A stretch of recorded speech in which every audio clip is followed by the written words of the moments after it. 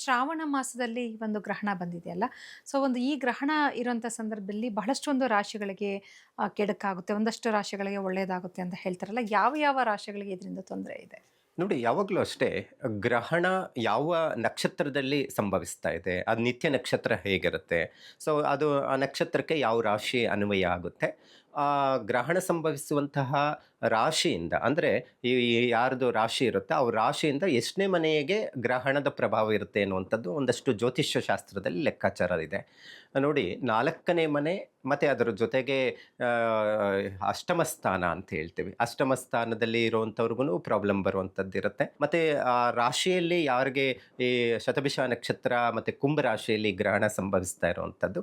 ಹಾಗಾಗಿ ರಾಶಿಯಲ್ಲಿ ಯಾರೆಲ್ಲ ಹುಟ್ಟಿರ್ತಾರೆ ಶತಭಿಷ ನಕ್ಷತ್ರ ಅವ್ರಿಗೂ ಈ ಗ್ರಹಣದ ಪ್ರಭಾವ, ಅದರ ತೀವ್ರತೆ ಪ್ರಭಾವ ಇರುವಂಥದ್ದು ಸಾಧ್ಯತೆ ಇರುತ್ತೆ. ಮತ್ತು ಅಷ್ಟಮ ಸ್ಥಾನ ಅಂತ ಹೇಳಿದ್ರೆ 8ನೇ ಮನೆ ಕರ್ಕಾಟಕ ರಾಶಿಯವರಿಗೆ ಪ್ರಭಾವ ಬೀಳುವಂಥದ್ದು ಇರುತ್ತೆ. ಅವರೂ ಸ್ವಲ್ಪ ಈ ಗ್ರಹಣದ ವಿಚಾರದಲ್ಲಿ ಆಚರಣೆ ವಿಚಾರದಲ್ಲಿ ಮಾಡಬೇಕಾಗುತ್ತೆ. ಮತ್ತು 4ನೇ ಮನೆ ಅಂತ ಬಂದಾಗ ವೃಶ್ಚಿಕ ರಾಶಿ ಬರುತ್ತೆ.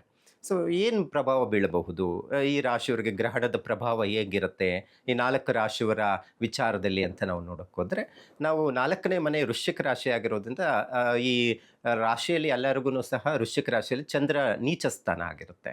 ಯಾವಾಗ ನೀಚ ಸ್ಥಾನದಲ್ಲಿ ಇದ್ದಂತಹ ಜನನ ಕಾಲದಲ್ಲಿರುವಂತಹ ಕಾಂಬಿನೇಷನ್ಸ್ ಏನಿರುತ್ತೆ, ಈ ಗ್ರಹಣದ ಸಂದರ್ಭದಲ್ಲಿ ರಾಹುವಿನ ಜೊತೆ ಸಂಯೋಗ ಆಗಿ ಗ್ರಹಣಕ್ಕೀಡಾಗ್ತಾ ಇದೆ. ಸೊ ಅಂಥ ಸಂದರ್ಭದಲ್ಲಿ ಏನಾಗುತ್ತೆ, ಮಾನಸಿಕ ಒತ್ತಡಗಳಿಗೆ ಒಳಗಾಗುವಂಥದ್ದು. ಯಾಕಂತ ಹೇಳಿದ್ರೆ ಅತಿಯಾದಂಥ ಕೋಪ, ಬೇಗ ಭಾಳ ಜನ ಕೆಲವೊಂದು ಡಿಸ್ಟರ್ಬೆನ್ಸ್ ಆಗಿರುವಂಥ ವ್ಯಕ್ತಿಗಳು ನಾವು ನೋಡ್ತೀವಿ. ಮತ್ತು ಇದೇ ವೃಶ್ಚಿಕ ರಾಶಿಯವರು ಬಹಳ ಬಿಸ್ನೆಸ್ಸಲ್ಲಿದ್ದಾರೆ, ರಾಜಕೀಯದಲ್ಲಿದ್ದಾರೆ. ಸೊ ಒಂದಷ್ಟು ರಾಜಕೀಯದಲ್ಲಿ ಹೊಡೆತ ಬೀಳಬಹುದು, ಒಂದಷ್ಟು ಮಾನಸಿಕ ಒತ್ತಡಗಳ ಒಳಗಾಗುವಂಥ ಸಾಧ್ಯತೆ ಇರುತ್ತೆ. ಯಾವುದೇ ಬೇಗ ನಿರ್ಧಾರಗಳನ್ನು ತೆಗೆದುಕೊಳ್ಬಾರ್ದು ವೃಶ್ಚಿಕ ರಾಶಿಯವರು. ಏನಾದರೂ ದಿಢೀರ್ ನಿರ್ಧಾರಗಳನ್ನು ತಗೊಂಡಾಗ ಸಮಸ್ಯೆಗಳು ಎದುರಾಗುವಂಥ ಸಾಧ್ಯತೆಗಳು ಜಾಸ್ತಿ ಇರುತ್ತೆ. ಮತ್ತು ಈ ಲಗ್ನದಲ್ಲೇ ಏನು ಪ್ರಭಾವ ಆಗ್ತಾ ಇದೆ, ವೃಶ್ಚಿಕ ಲಗ್ನ ಅಥವಾ ವೃಶ್ಚಿಕ ರಾಶಿ ಅಂತ ಹೇಳಿದಾಗ ಒಂದಷ್ಟು ಬಿಸ್ನೆಸ್ ಹೂಡಿಕೆ ವಿಚಾರದಲ್ಲಿ ಸ್ವಲ್ಪ ಜಾಗೃತೆ ವಹಿಸಬೇಕಾಗುತ್ತೆ. ಇನ್ನು ಈಗ ಸಂಭವಿಸ್ತಾ ಇರುವಂಥದ್ದು ಕುಂಭರಾಶಿಯವರು. ಕುಂಭರಾಶಿಯವರು ಬಹಳ ಮುಖ್ಯವಾಗಿ ಈ ಗ್ರಹಣದ ಶಾಂತಿ ಪೂಜೆಗಳನ್ನು ಮಾಡೋದು ಬಹಳ ಅಗತ್ಯ ಇದೆ. ಅಂದ್ರೆ ಈ 4 ರಾಶಿಗಳವರು ಶಾಂತಿ ಪೂಜೆಗಳನ್ನ ಮಾಡ್ಬೇಕಾ ಅಥವಾ ಬೇರೆ ಏನಾದ್ರೂ ಪೂಜೆಗಳನ್ನ ಮಾಡ್ಬೇಕಾ? ಜಪವನ್ನು ಮಾಡ್ಕೋಬಹುದು. ಅಂದ್ರೆ ಅವತ್ತಿನ ದಿನ. ಹೌದು, ಅವತ್ತಿನ ದಿವಸ ಆ ಗ್ರಹಣದ ಸಂದರ್ಭದಲ್ಲಿ ನಮ್ಗೆ ಯಾವಾಗಲೂ ಅಷ್ಟೇ ಗ್ರಹಣ ಸಂಭವಿಸುವಂಥದ್ದು ಅಂತ ಹೇಳಿದ್ರೆ ಸೂರ್ಯಗ್ರಹಣ ಬೆಳಗಿನ ಜಾವ ನಮಗೆ ಕೇತುಗ್ರಸ್ಯ ಸೂರ್ಯಗ್ರಹಣ ಅಂತ ಹೇಳ್ತೀವಿ. ಕೇತುವಿನಿಂದ ಪ್ರಭಾವಕ್ಕೆ ಒಳಗಾದಾಗ ಅದು ಸಂಭವಿಸುವಂಥದ್ದಿರುತ್ತೆ.